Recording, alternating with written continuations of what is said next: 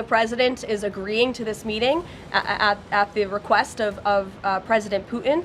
And the goal of this meeting for the president is to walk away with a better understanding of how we can end this war. And he hopes in the future there can be a trilateral meeting with these three leaders. Regarding the Putin and President Trump summit on Friday, why not invite Ukrainian President Zelensky to that summit? I know the president said yesterday that he planned to speak with him right after the summit and even before, but why not invite Zelensky, and whose decision was it to not invite him? Was it the president or was it President Putin? Well, this meeting came about because the president of Russia asked the president of the United States to meet through his special envoy, Steve Witkoff, who, as you all know, traveled to Russia to have a conversation with Putin at his request. And so the president is agreeing to this meeting at the request of President Putin.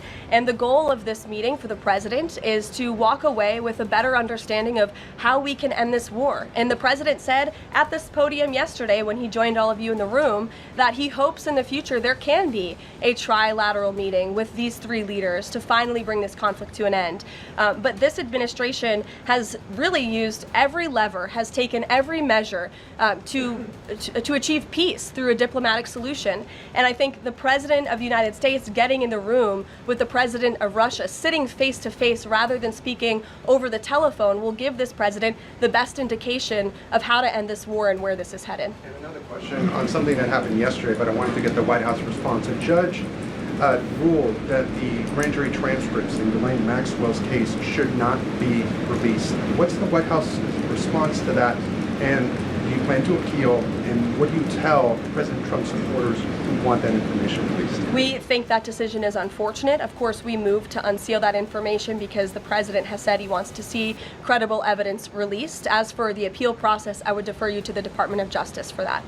Rachel. Thanks so much, Caroline. We're learning that President Trump spoke with Ukrainian President Zelensky. I was curious if you can share any more details about their call, and did Zelensky give President Trump any red lines, any non-starters ahead of this summit on Friday? Look, I don't want to reveal the private conversations between the president and President Zelensky, but what I can tell you is that the president has deep respect for all parties that are involved in this conflict and are trying to bring this conflict to an end. After Special Envoy Witkoff returned from his meeting with President Putin in Russia, his first phone call was to President Trump. And President Trump's first phone call was to President Zelensky and to our friends in Europe to keep everybody in the loop about where the United States can see moving the ball forward to end this conflict. And so we continue to be very much engaged with President Zelensky and the Ukrainians, but also our allies in Europe as well. And then just one more for you. How does the president measure success coming out of this meeting? The president at times has suggested that Putin might be tapping him along.